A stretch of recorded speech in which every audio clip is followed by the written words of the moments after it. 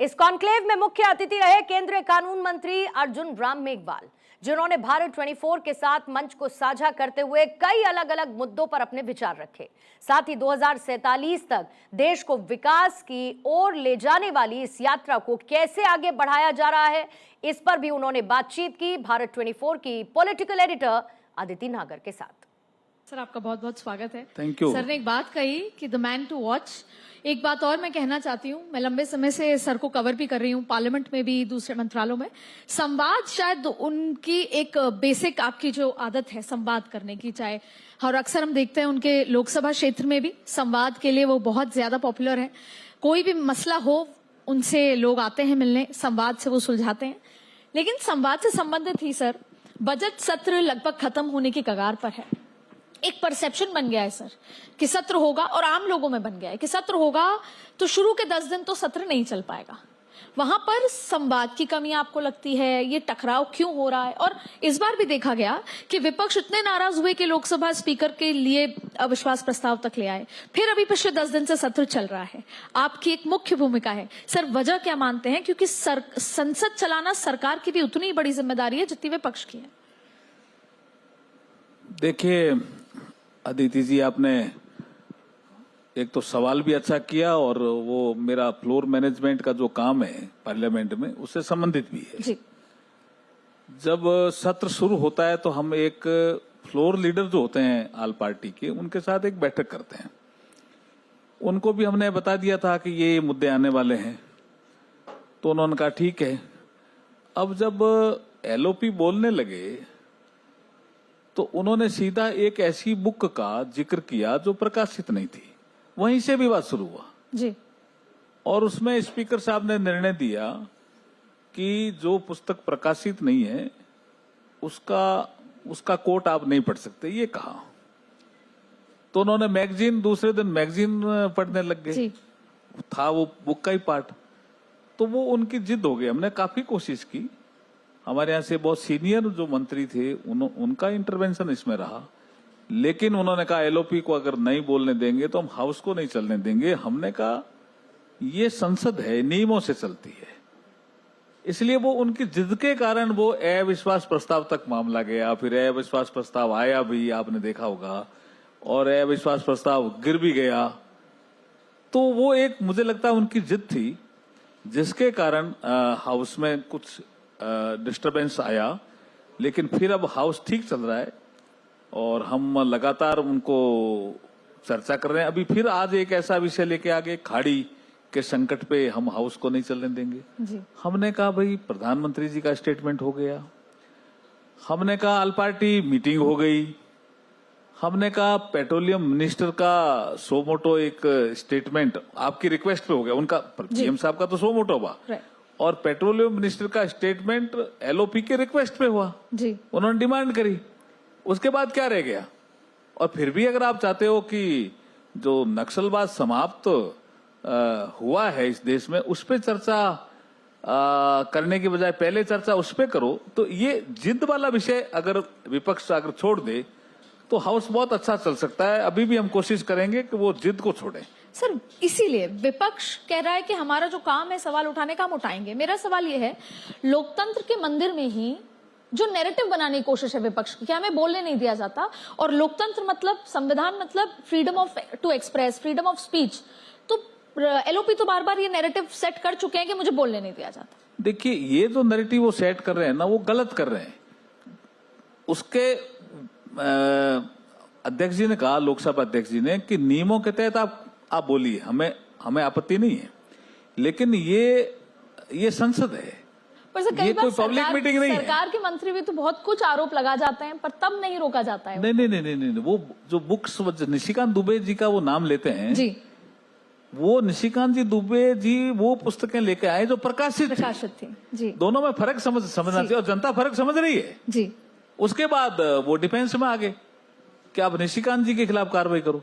तो सर एक बात बता दीजिए, किरण रिजिजू ने भी कहा कि अगर एलओपी राहुल नहीं होगी, प्रियंका होते तो ज्यादा बेहतर होता। आपको क्या लगता है, एलओपी के लिए राहुल गांधी ज्यादा बेहतर है या प्रियंका गांधी? वो उनका व्यक्तिगत विचार था सर, पर अगर मुझे उसमें कोई टिप्पणी नहीं करनी, वो उनका व्यक्तिगत विचार। पर एक परसेप्शन है कि प्रियंका है, बड़ी सीरियसली आती है, लिखती है। नहीं, वो उनका व्यक्तिगत विचार था। और मैं उस पर कोई टिप्पणी नहीं करना चाहता। अब सर एक बहुत इंपॉर्टेंट बात, विपक्ष कह रहा है कि हमें ऑल पार्टी मीटिंग चाहिए महिला आरक्षण पे। महिला आरक्षण की बात आई संशोधन को लेकर आपसे, और यहां लोग बैठे हैं जो समझना चाहते हैं कि आखिरकार महिला आरक्षण बिल पास हो चुका था, अब उसके संशोधन की बात है, आप छोटी छोटी पार्टियों से बातचीत कर रहे हैं, आपको ये जिम्मेदारी दी गई है, अब वो विषय क्या है? पहले तो ये समझना चाहते हैं कि वो संशोधन आप 2026 की सेंसस से करेंगे या आप 2011 के लिए संशोधन करने के लिए करेंगे, और अगर ऐसा है तो क्यों 2011? विपक्ष फिर कहेगा कि क्यों आप 2026 के सेंसस से नहीं कर रहे, फिर वहां पर टकराव आएगा। पहले तो ये समझना है कि क्या बातचीत चल रही है छोटी पार्टियों से। देखिए, महिला रिजर्वेशन बिल, जिसको हम नारी शक्ति वंदन अधिनियम कहते हैं, 2023, जब नई संसद भवन की बिल्डिंग बनी और संसद उसमें शिफ्ट हुई जी, तो पहला बिल नारी शक्ति वंदन अधिनियम ही आया। बिल्कुल आया सर। सबने सपोर्ट किया। लोकसभा में 2 लोगों ने विरोध किया, ओबीसी जी की पार्टी के, और राज्यसभा में 100% समर्थन था, और लोकसभा में 100% जैसा ही था। 2 लोग उनके विरोध में थे, वोटिंग किया उन्होंने कि हम अलग में वोट करेंगे, लेकिन पास हुआ। अब लागू करना है तो आपने सही कहा, सीटें तो बढ़ानी पड़ेगी ना। बिल्कुल। अभी हमारा जो संविधान में जो सीटों की संख्या लिखी हुई है उसे तो हम नहीं कर सकते, बढ़ानी पड़ेगी तो हमें संविधान संशोधन करना पड़ेगा। और आपने कहा कि सेंसस के बाद की जो एक्टिविटी थी, हमने बिल में पास करते समय कहा था सेंसस और डिलिमिटेशन कमीशन के बाद महिला रिजर्वेशन बिल लागू हो जाएगा, ये हमने कहा। बिल्कुल, हमने बोला भी, समझ आ गया, हमने बोला भी, बिल्कुल। लेकिन आप समझ रहे हैं कि सेंसस लेट हुई कोविड के कारण, कुछ कोविड का विषय भी आया। अब सेंसस में एक विषय आ गया, जातिगत जनगणना, कास्ट सेंसस आ गया, वो विषय भी आ गया। अब वो हम आंकड़े लेंगे और उसके बाद कितनी जातियां, लाखों की संख्या में जातियां हैं। बिल्कुल। और जैसे मैं एक उदाहरण देकर समझाता हूं, जैसे प्रकाश सिंह बादल, वो तो इतना ही लिखेंगे ना, प्रकाश सिंह बादल, अब वो रहे नहीं, खैर सर के हो गए। मैं एक उदाहरण दे रहा हूं। अब उस बादल गांव में जो भी जाति का आदमी रहता है वो बादल ही लिखता है। तो ये बादल जट सिख है क्या, ये एससी है क्या, ये ओबीसी है क्या, ये कौन सा जाति का? ये तो करना पड़ेगा ना, जब आप जातिगत जनगणना करोगे, ये तो करना ही पड़ेगा ना। तब जब ये करना पड़ेगा तो उसमें समय लगेगा। तो हम 2029 में महिला आरक्षण के साथ लोकसभा का चुनाव हो, इस प्रयास में हमने बात की अपोजिशन से। एक चीज पे अड़ गए अपोजिशन, कांग्रेस। हमने चिट्ठी लिखी, उन्होंने चिट्ठी लिखी। अब जो खड़गे जी की चिट्ठी आई है, जो कांग्रेस के राष्ट्रीय अध्यक्ष हैं, वो कह रहे हैं 29 अप्रैल के बाद आल पार्टी की मीटिंग बुलाओ। ये फिर जिद है। बिल्कुल। हम कह रहे हैं समय कम है, हम कह रहे हैं भी डिलिमिटेशन को कम से कम 2-2.25 साल समय लगेगा। कौन सी सीट महिला के लिए आरक्षण होगी, कौन सी सीट पुरुष के लिए होगी, ये तय करने का काम डिलिमिटेशन का है। तो समय लगेगा, तो इसलिए समय पे आओ। उनको क्या लगता है कि नहीं अभी क्यों करो, 29 अप्रैल के बाद ये जो हम चुनाव हो जाएंगे 5 राज्यों में, उसके बाद करो। तो ये भी तो जिद हो गई ना। इसका 5 राज्यों से क्या संबंध है महिला आरक्षण का? सर एक बात उन्होंने कहा, हमने उनसे अप्रोच की, बातचीत की, तो उन्होंने ये 2 चीजें कही, आपने काफी समझाया। मुझे एक चीज और समझनी है, डिलिमिटेशन कमीशन को जल्दी आप लोग गठित करने का प्रेशर कर रहे हैं, ऐसा उनकी तरफ से आरोप है। और दूसरा है कि 2029 में ही क्यों, आप आराम से सेंसस कीजिए, कास्ट सेंसस कीजिए, 2034 में हो जाएगा महिला आरक्षण। 2029 में क्यों नहीं? जब कोई एक्ट संसद ने पास कर दिया 2023 में, तो लागू करना हमारी जिम्मेदारी नहीं है क्या? ये अगर ऐसा कह रहे हैं कांग्रेस वाले, तो फिर महिलाओं के साथ न्याय नहीं कर रहे हैं वो। हम तो उनको साफ साफ कहना चाहते हैं, आपने समर्थन किया है 2023 एक्ट का, अगर वो एक्ट बना है तो लागू भी होना चाहिए। उसमें छोटी छोटी कुछ कमियां हैं, सीटों की संख्या बढ़ाने का विषय है संविधान में, बिल्कुल है। जो हमें सेंसस का बेस लेना है, वो सेंसस का बेस अगर नहीं आती है, सेंसस जातिगत जनगणना, तो बेस हमें 2011 का लेना है। ये कुछ सुधार हैं संविधान के संशोधन के, वो हम करेंगे, तो उसके लिए हमें 2/3 बहुमत चाहिए। तो सर आप कहां तक पहुंच गए छोटी छोटी पार्टियों से बात करने? देखिए, मुझे लगता है करीब करीब सभी दल जिनकी संख्या 5, 7, 10, 15 है, वो करीब करीब एग्री हैं।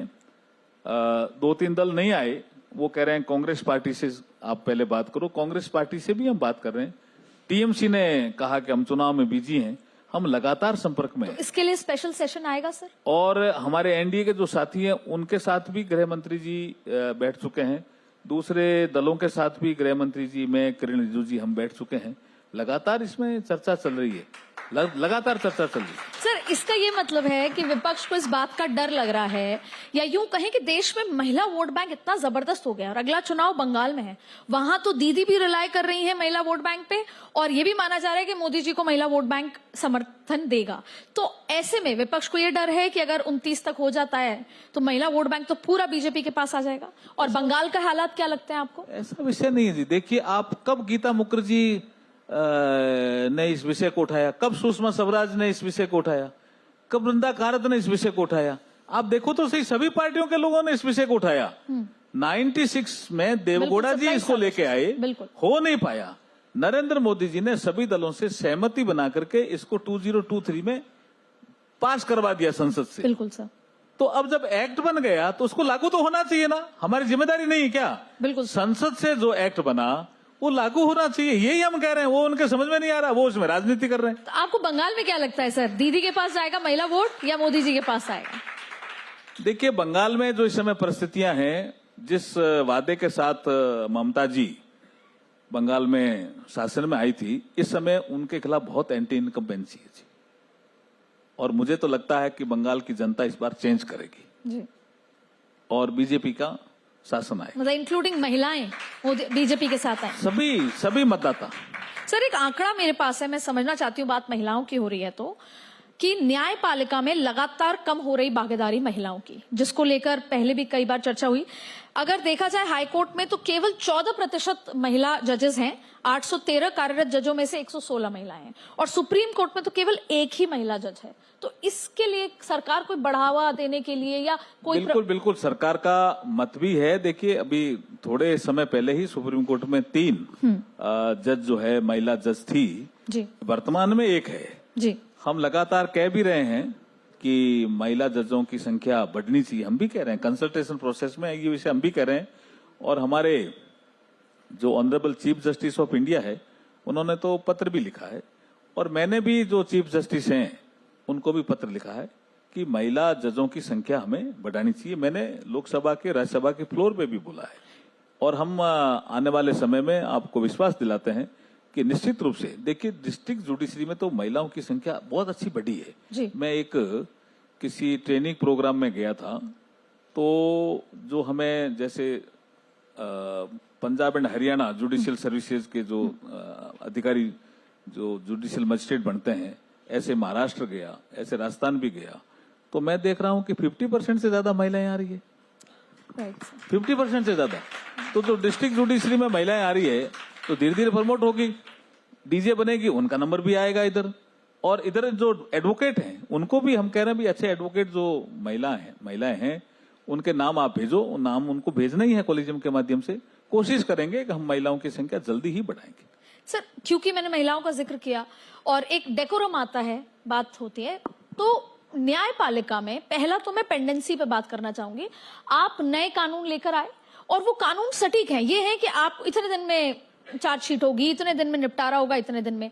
लेकिन पुराने केसेस का क्या, जो इतने पेंडेंसी है, उन पेंडेंसी के निपटारे को लेकर क्या आगे आपकी स्टेप्स हैं? 1 जुलाई 2024 से ये नए क्रिमिनल जस्टिस सिस्टम के तीनों कानून लागू हो गए जी, और हमारा जो पोर्टल सिस्टम है वो भी काफी आगे काम कर रहा है। ई कोर्ट प्रोजेक्ट 3rd में 7,210 करोड़ रुपए नरेंद्र मोदी जी ने जुडिशरी के लिए दिए, वो भी काम तेजी से हो रहा है। जैसे आपने कहा कि पेंडेंसी कम कैसे हो, उसमें हम कई स्तर पे काम कर रहे हैं।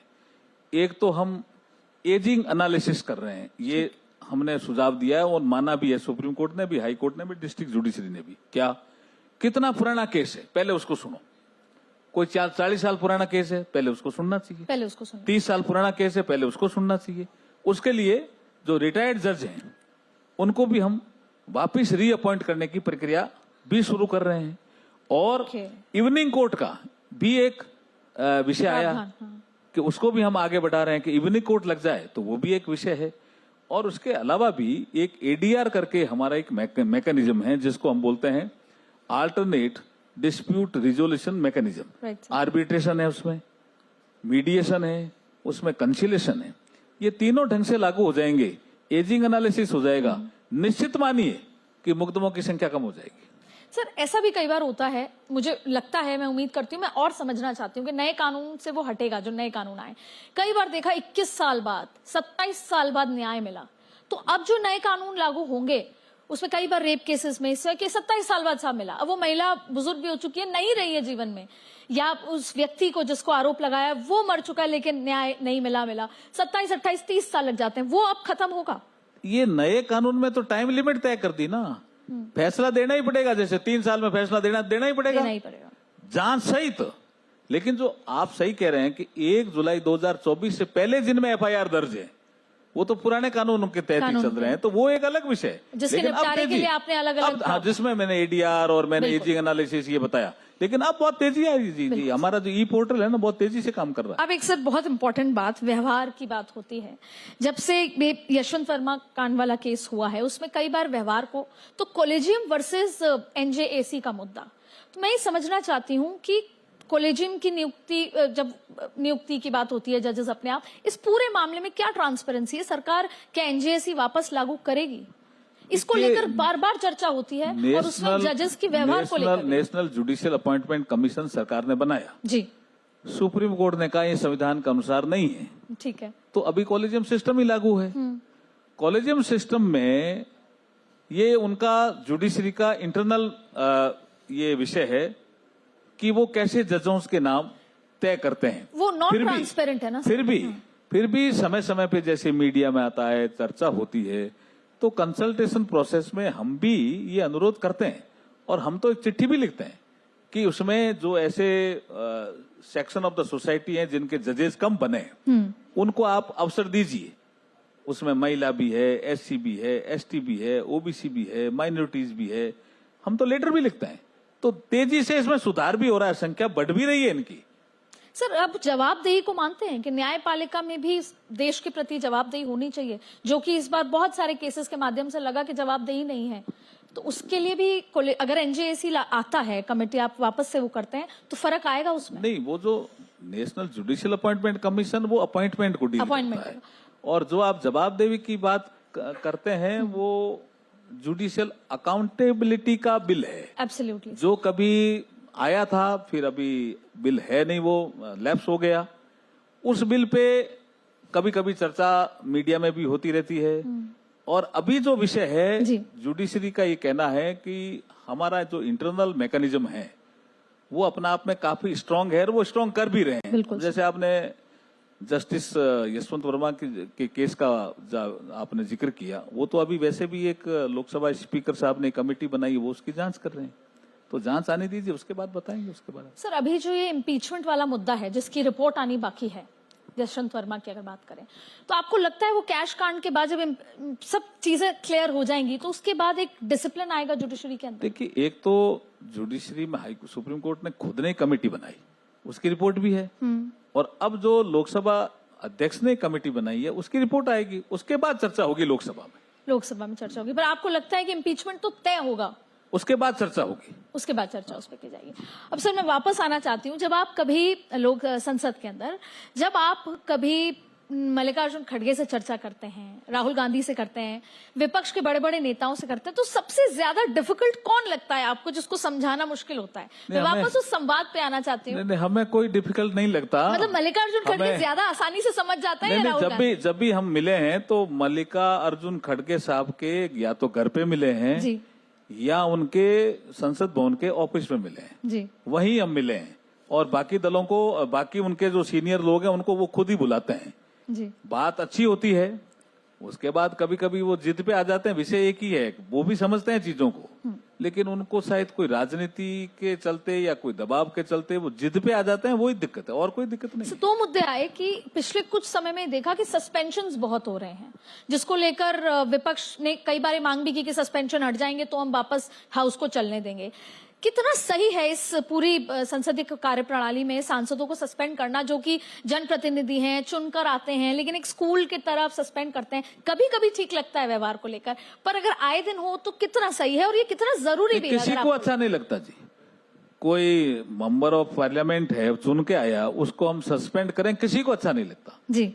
लेकिन उनको भी आचरण नियमों के तहत करना पड़ता है। नियमों में प्रावधान दिया हुआ है, हमने ये नियम नहीं बनाए। जब संसद हमारी शुरू हुई होगी 52 में, तब ये नियम बने कि कोई इस तरह से टेबल पे नहीं चढ़ेगा, कागज स्पीकर साहब के ऊपर फेंकेगा नहीं, अगर फेंकेगा तो ये कार्रवाई होगी। वो नियमों के तहत ही होती है।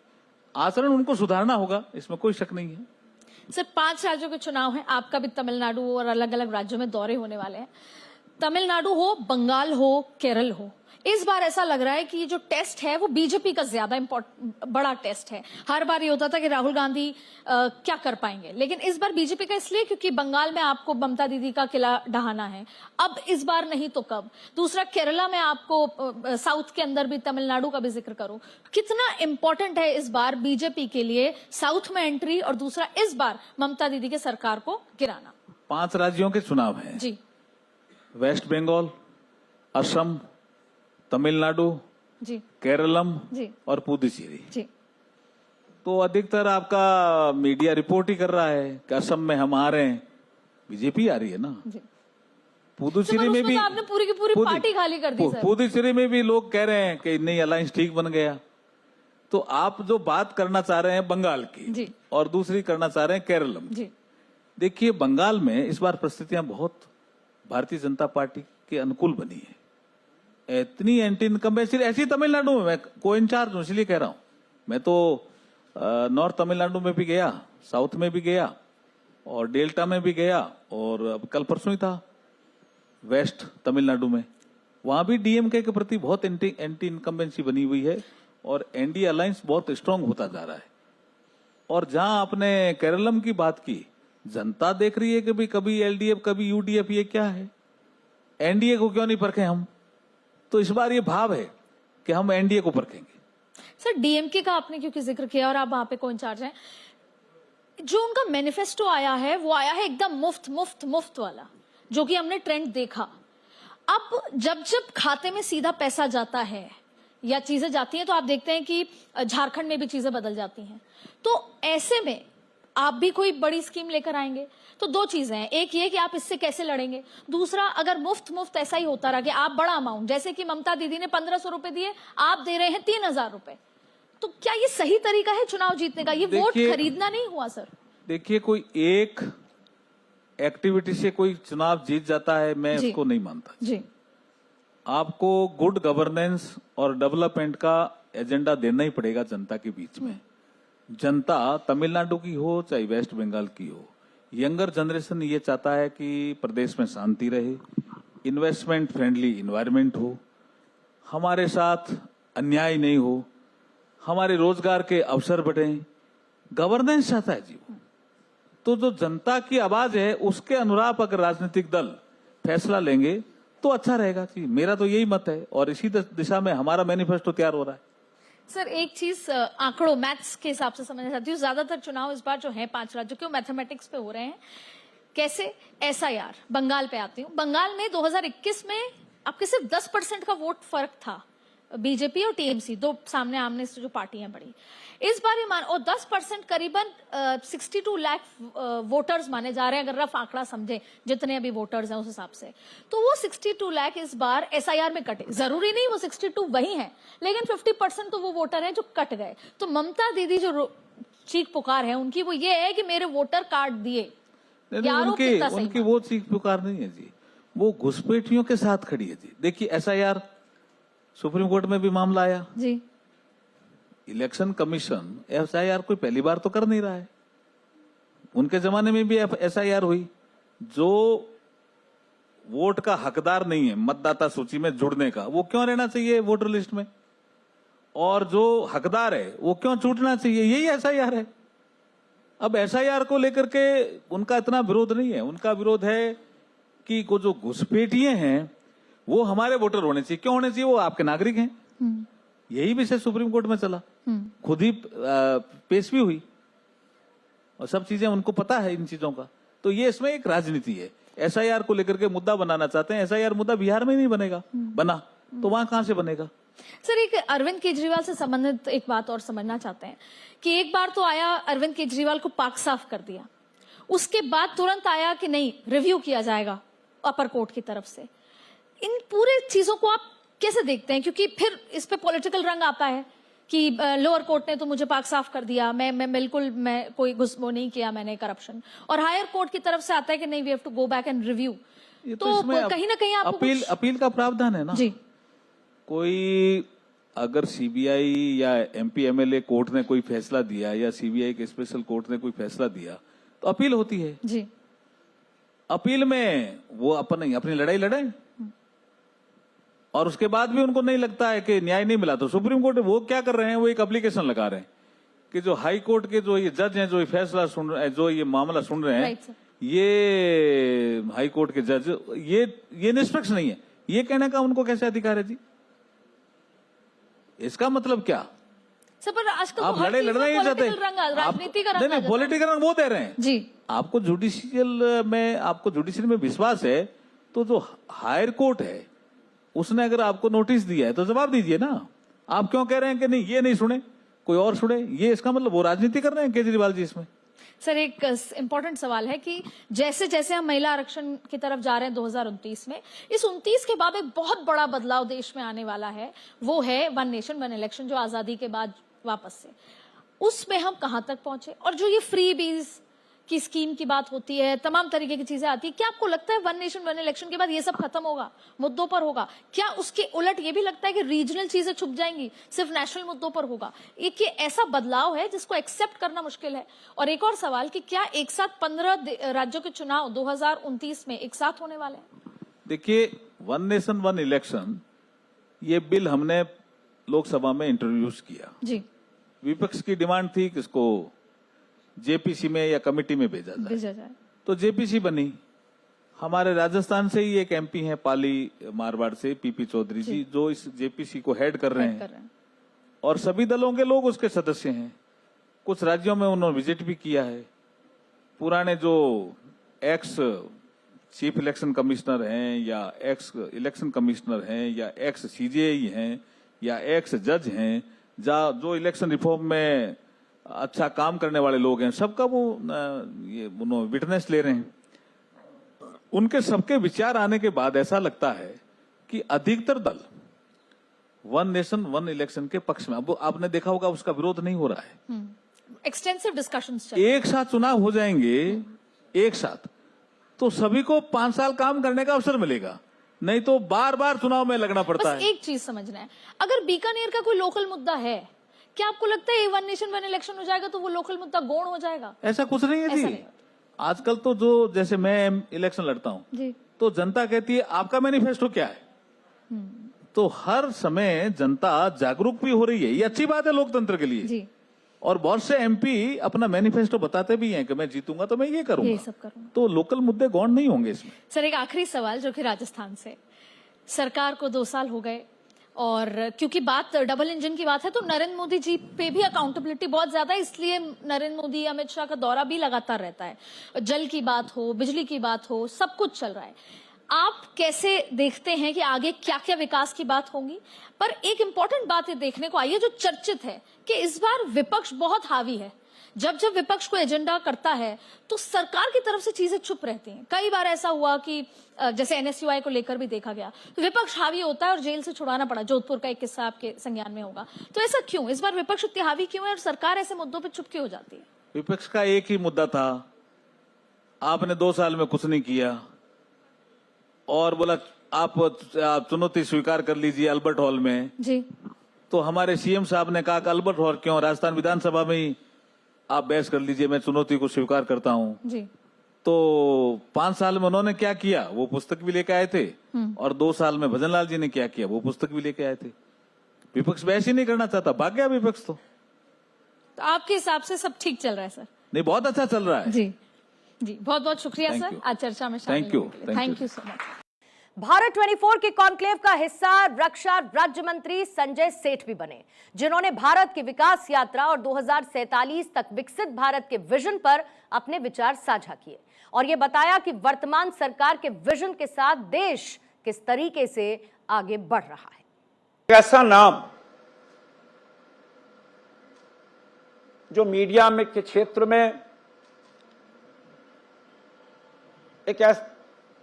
एक स्तंभ थे, आज से लगभग 20 वर्ष पहले भी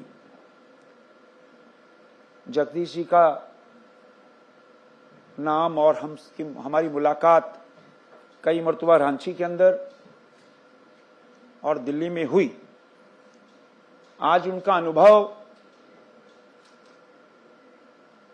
और अनुभव के माध्यम से मीडिया जगत में और विकसित भारत का जो संकल्प है उसमें उनकी भूमिका